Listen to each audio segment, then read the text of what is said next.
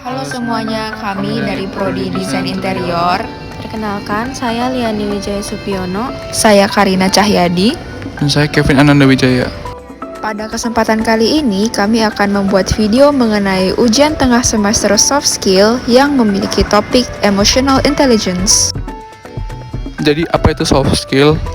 Menurut para ahli mengungkapkan soft skill sebagai bentuk keterampilan hidup dalam bermasyarakat, baik itu untuk individu itu sendiri, berkelompok, maupun dengan sang pencipta. Dalam hal ini, keterampilan yang dimaksud ialah komunikasi atau interaksi berbahasa, menata emosional berkelompok, mempunyai moral dan etika, sikap sopan dan santun, serta keterampilan dalam aspek spiritual. Harapan kami ke depannya, kelas soft skill ini dapat membantu kami menata masa depan kami lebih baik lagi dan dapat berguna untuk kehidupan di dunia kerja kami nantinya.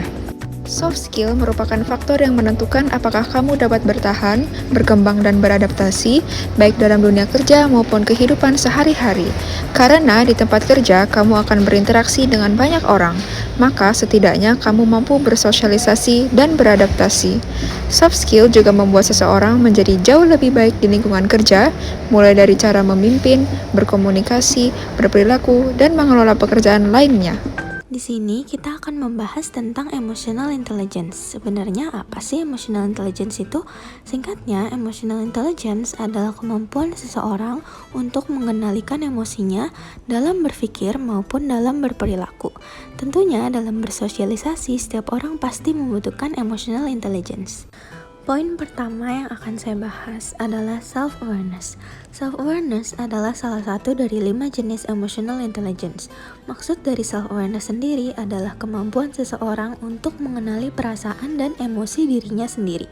Untuk memahami seseorang, kita harus mengenali diri kita terlebih dahulu. Bentuk self-awareness ada 3 macam, yaitu emotional self-awareness, accurate self-assessment, dan self-confidence.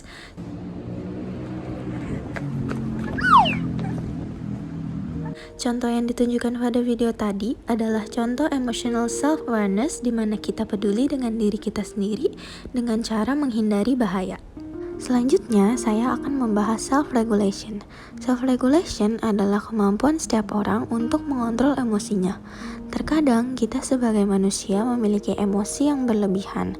Maka dari itu, kita perlu memiliki self-regulation untuk mencegah emosi yang berlebihan keluar di depan orang lain dan akhirnya meninggalkan kesan buruk bagi mereka. Macam-macam self-regulation ada 5, yaitu emotional self-control, trustworthiness, conscientiousness, adaptability, dan innovation.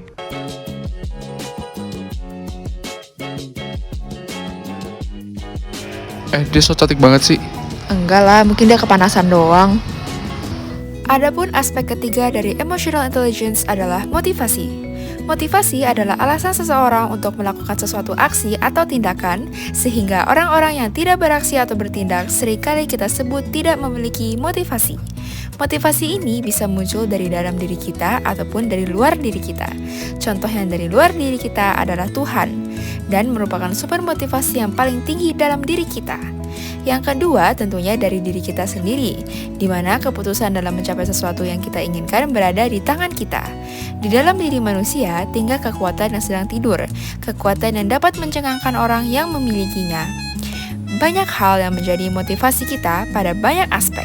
Misalnya, untuk rajin belajar, ketahuilah alasan atau motivasi belajar, di mana hal itu akan mempermudah jalan kita untuk menyemangati diri sendiri agar rajin belajar.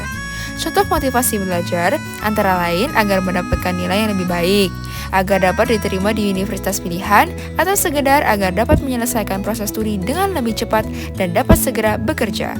Selanjutnya adalah buat jadwal belajar, karena dengan mengetahui target yang dibutuhkan, maka secara otomatis kita akan mengetahui apa yang hendak dipersiapkan. Duh, pusing banget nih. Kamu kenapa? Besok mau presentasi di depan klien, gue gugup banget deh. Oh, tenang aja, kamu pasti bisa kok, jangan menyerah, terus semangat ya.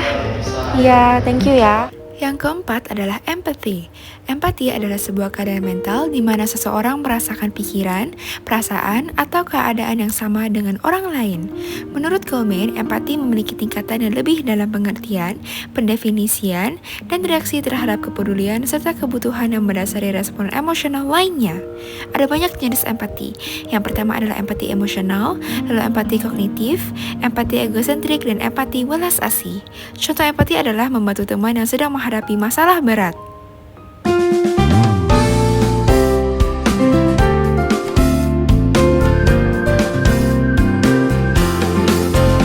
Aduh, hati-hati.